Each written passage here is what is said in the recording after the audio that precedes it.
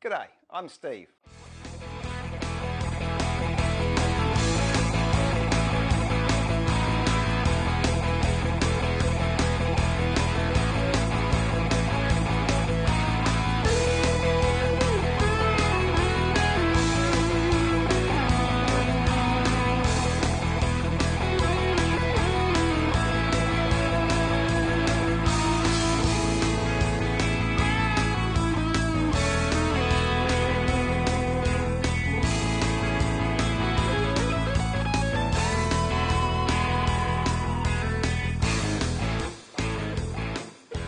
G'day, Steve here, Woodworking Masterclass, and welcome to my workshop.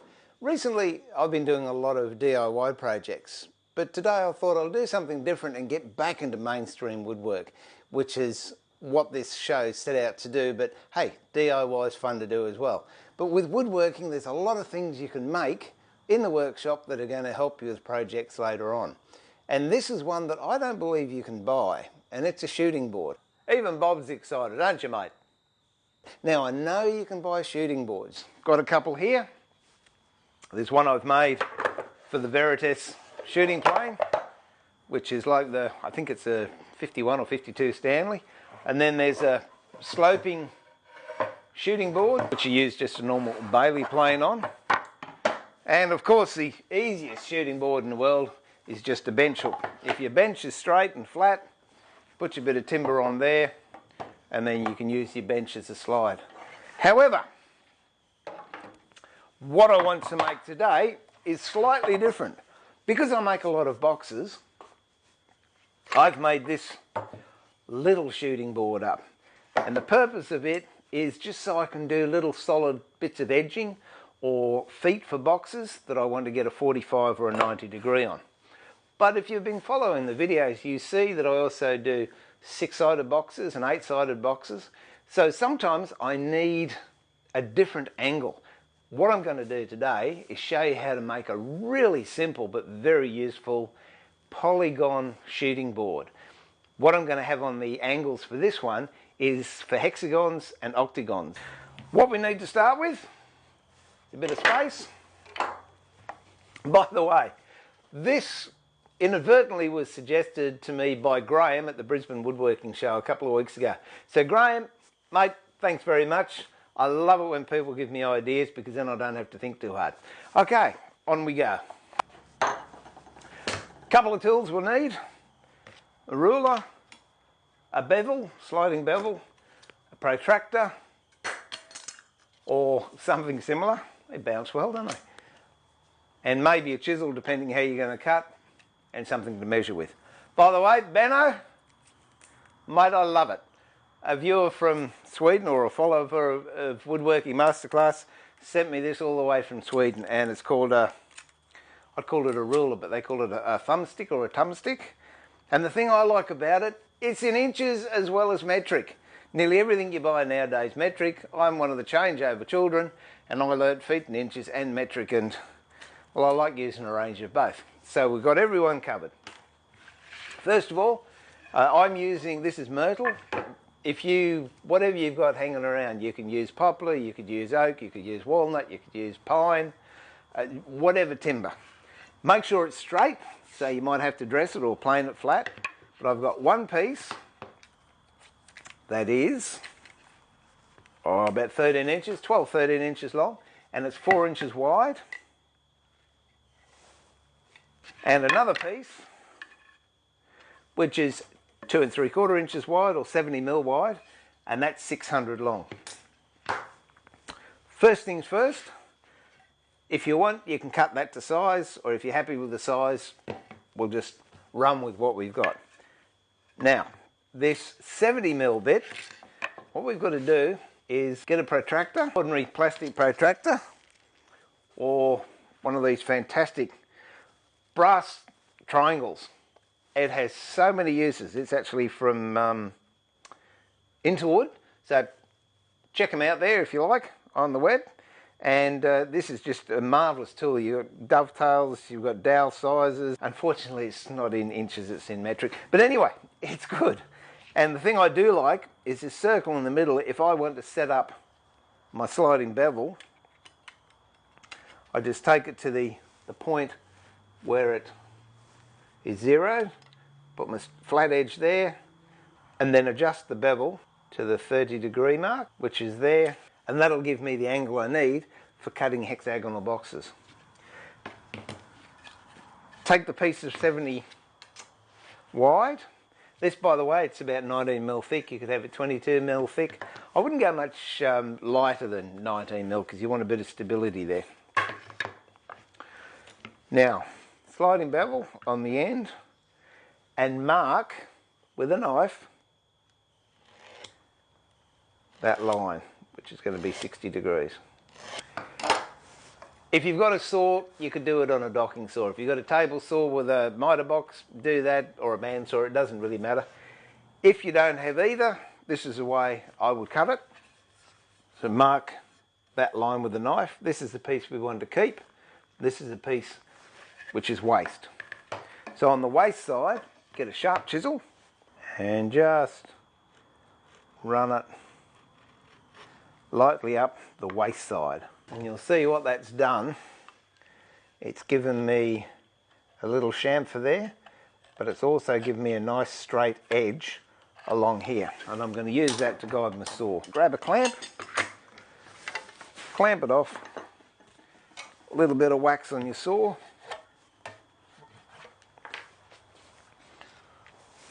Or Japanese saw, might use that on the next one. And then slowly keep side of your blade up against this nice crisp registration mark, and then lightly draw a couple of cuts in until you're cutting nicely with the entire blade, and then use the entire blade. Don't just use a little bit like that, use the entire length of the blade. This is a great skill to practice. Another reason I like these plastic mats is when I go through, it saves the teeth on the saw. We'll just see how we went there. Okay, that's pretty close. Got a couple of dags we can clean up with a block plane in a minute. The other thing we want to do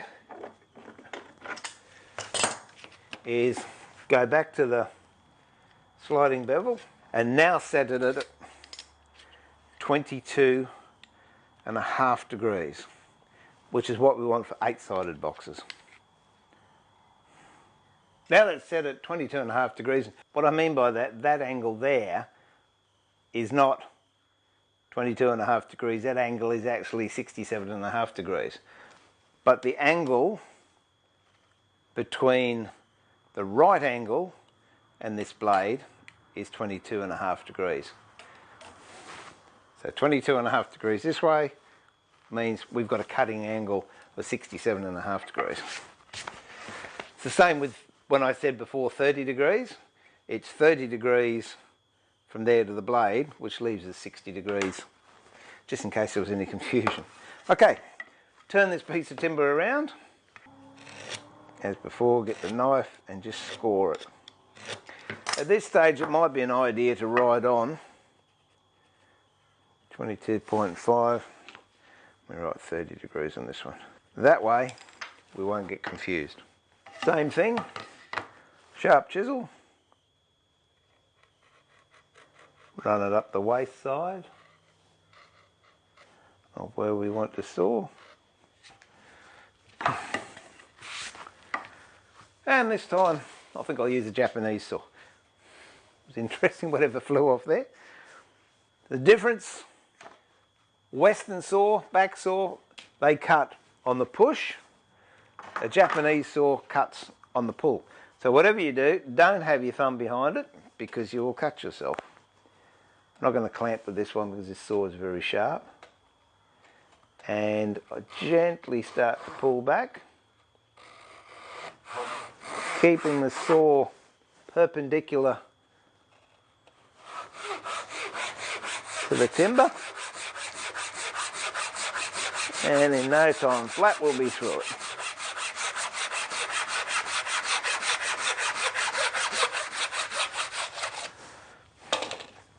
And that gives a really nice cut. Double check.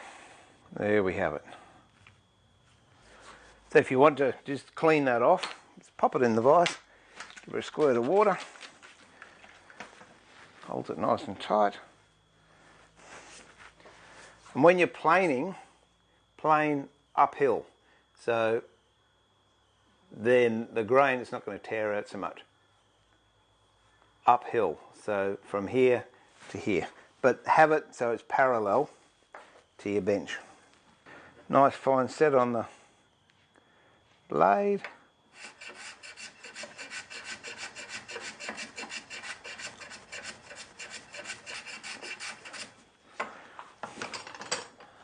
And there it is. Double check, make sure you've still got the right angle, which you do. Do the same to the 30 degree. So now we've got a 22.5 and a 30 degree. And then square this off. I wouldn't have it, if you're using just a standard block plane, I wouldn't have it any less than 300. Just notice I've got a bit of a broken bit here, so I might just dock it so that nasty bit's gone. And I'll cut this one to the same length. 2 pieces. That's the bottom piece, that's a 70mm, which will go on top. This piece is an offcut from the base, and I'm going to glue that underneath so it'll then act as a bench hook. Now comes the time you've got to work out if you're right or left-handed. I'm comfortable being right or left-handed, but if you're right-handed, you would set your block or your fence up on the left-hand side of your shooting board, because you use your right hand to push the plane. If you're left-handed, put the fence on the right-hand side of the shooting board, so then you can use your left hand to shoot the plane. This one I'll do as a right-handed one. Grab some glue.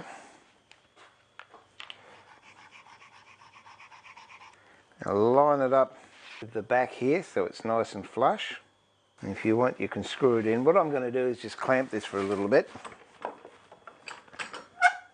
What I'll do while I'm waiting for that to dry is I've got some screws, nothing special, just little gyprock screws. I think they're 6 gauge, and I'll pre-drill these angle blocks so we can mount them on the shooting board when it's dry, which shouldn't be too long away. Put the saw away. And I thought, seeing I'm doing a plain project, I should wear the H&T Gordon t-shirt. Can we get a close-up on that? There you go. There you go, Terry, you owe me a coffee now. Okay, moving right along. Now, when you pre-drill, always make sure you have a bit of sacrificial timber under where you're drilling, so it doesn't go through your bench. I've got it's a set of 5 30-second drill bit, which is the clearance size drill I need for these holes. And just drill straight through.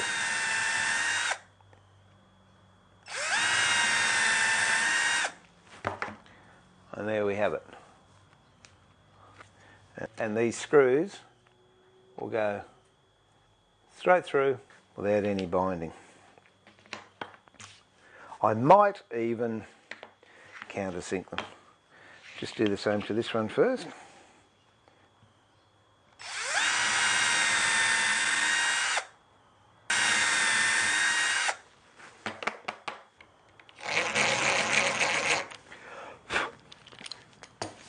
And seeing I'm wearing the H&T Gordon t-shirt, this is one of their end vices, tail vices. Tremendous piece of gear. So check them out, htgordon.com.au. All right. Now it's just a case of putting it all together. If you want, you can put a couple of screws in the top here. That's not going to move or come off.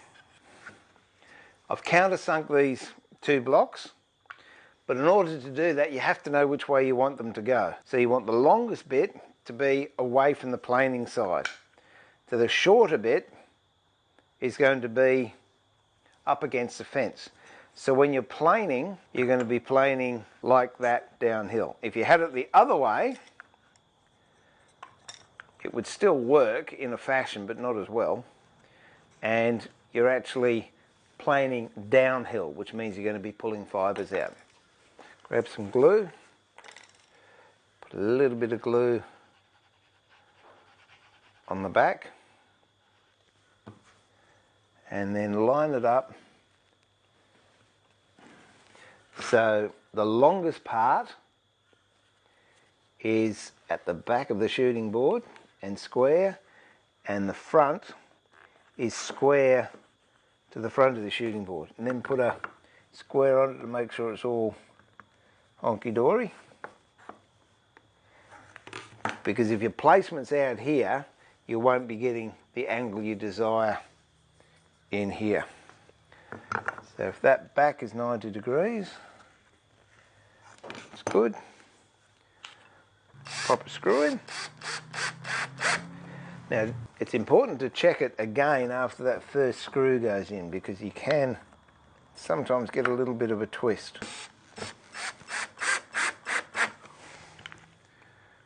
The last one.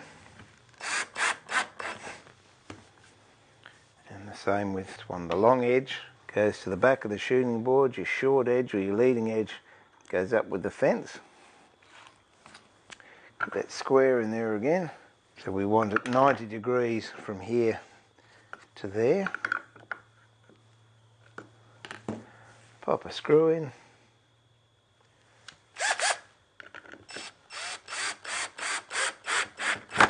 Moved a little bit then, so we'll just double check it.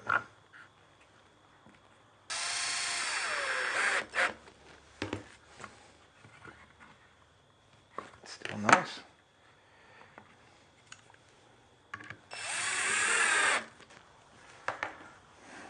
And there it is.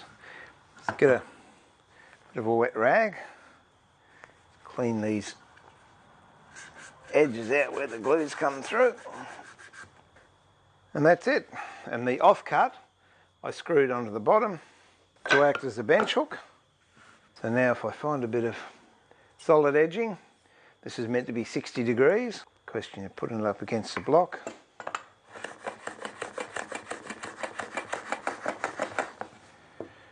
So I've set my sliding bevel at 60 degrees, and there we go. No excuses anymore of not having the tackle of a hexagonal box, or making hexagonal stands or octagonal, but you can take the same principle and use it for any numbers of polygons. And the main pressure points you've got to watch with this particular build is the piece of 70, make sure it's at 90 degrees on the ends when you cut these angles. Double check these angles to make sure you get them spot on, and then make sure they're square to the actual fence that the plane's running on. And if they're nice and square and your angles are true, this is a piece of kit that'll last you for many, many years to come, and who knows, hundreds of projects. I'd love to see some of them. But in the meantime, this is Steve pulling the shed door down on yet another project and saying, remember to keep it sharp, but more importantly, keep it safe and enjoy your woodwork. Bye for now.